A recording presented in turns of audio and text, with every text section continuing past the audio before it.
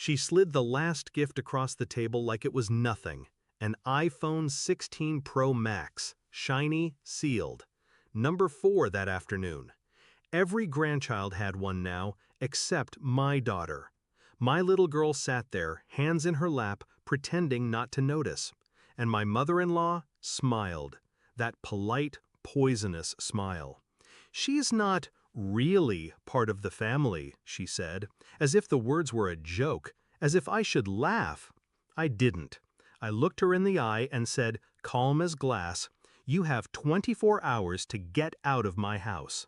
When I first met her, she called me dear. She hugged me too tightly, baked pies with my name carved in the crust. She said I made her son happy, and that was enough for her. I believed her. I thought the distance between us was just personality. She liked control, I liked peace. We could coexist. But the cracks showed early. She'd forget to tell me about family dinners. She'd take my husband aside to remind him what real women did. I brushed it off, kept my head down. I told myself, she'll come around.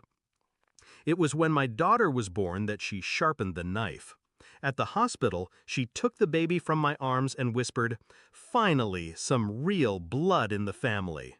I laughed then, thinking it was just an awkward comment. But over the years, the pattern grew roots. She'd introduce my daughter to strangers as her son's kid, never my granddaughter. Christmas gifts were smaller. Forgotten birthdays became oversights. And then the iPhones. That afternoon, I felt the sting in my daughter's silence, the way she stared at the table instead of the shiny boxes.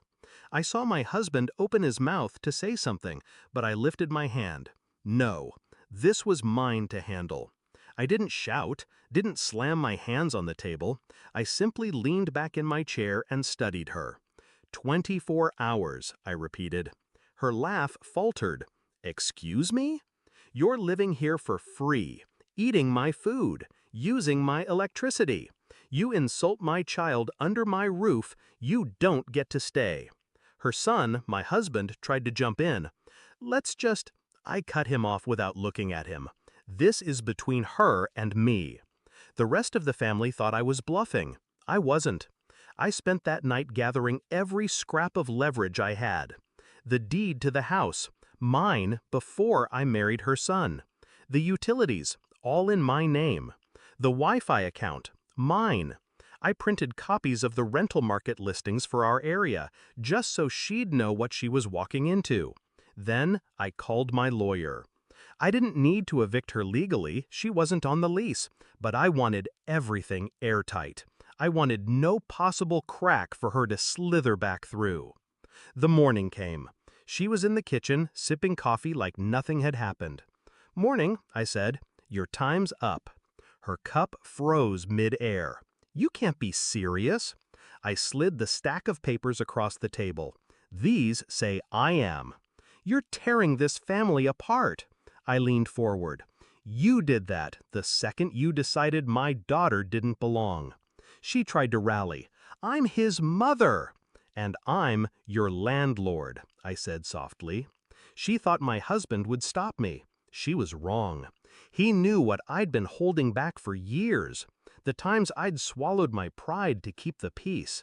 The moments I'd watched our daughter try to earn love that should have been hers by birthright. I told him once, "You get one chance to choose the right side when it counts." That morning, he looked at his mother and said, "She's right. You have to go." She packed slowly, like dragging out the hours might change the outcome. I didn't hover. I was in the living room with my daughter, helping her set up the phone I'd bought her that morning, not to match the others, but because she deserved it anyway. When my mother-in-law came down the stairs with her suitcases, my daughter didn't look up. That was her choice. I walked her to the door.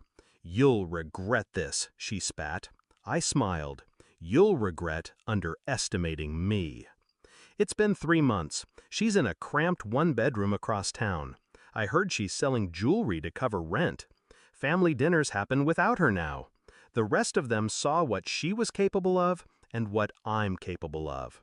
My daughter, she's thriving. She laughs louder. She sits taller. She doesn't glance at the table to see if she measures up. I used to think revenge was about making someone hurt the way they hurt you. It's not. It's about restoring balance. Making sure the person who tried to make you small will always know, that they failed. When I shut that door behind her, I didn't just take my house back. I took back the space she tried to shrink in my daughter's heart. And that's worth more than any phone in the world.